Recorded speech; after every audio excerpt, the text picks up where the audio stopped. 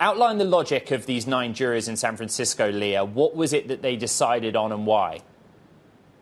Yeah, so they found that Google wields monopoly power in the market for app stores and that it engaged in anti-competitive conduct by paying different people, including gaming companies and smartphone makers, to make the Google Play Store the sole app store on various Android phones.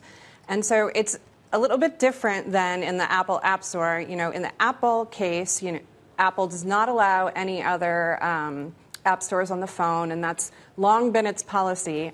In Google, there were all of these payments, some worth a significant amount of money. They were paying Samsung as much as $8 billion over 4 years to ensure that the Google Play Store really was the best and most accessible access point for people using the Android phone. So, those payments are really what people think convinced this jury that, Google is a monopoly, whereas in the Apple case, they didn't really have any of that type of evidence. To that end, though, Mark, the read across is clear. And already, actually, we've seen both Alphabet and Apple having to think about the business model and ultimately how it evolves. Does it change from here on out on the back of this ruling? Oh, I certainly think so. So there was one remaining point in the Apple case with Epic Games, and that's heading to the Supreme Court likely in a few months now. And that is steering, right? The ability for any app in the App Store to point a user to the web to complete a transaction. That means the user wouldn't have to use Apple's billing system, therefore saving the developer between 15 and 30% off the top in terms of that Apple revenue share.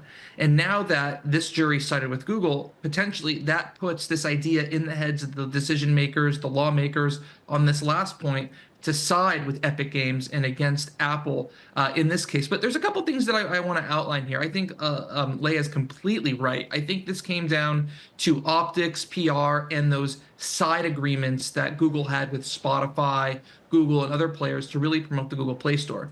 For those unfamiliar, there's a fundamental difference between how app stores work on iOS, the iPhone platform, and Android, the Google platform.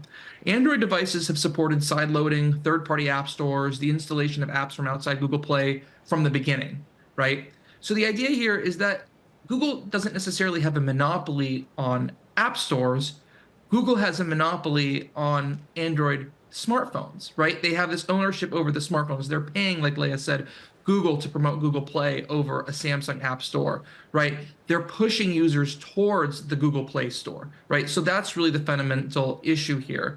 And in terms of how things are going to change, Google, they're probably going to have to allow third-party billing platforms globally, or at least in the US, because of this lawsuit, and in Europe, because of the Digital Markets Act in the European Union, they're going to have to stop those side deals. So you're going to see a lot more flattening and potentially more third-party app stores gaining traction on Android. And on the Apple side, outside of the US, in the European Union, you're likely to see the same thing kick off in March.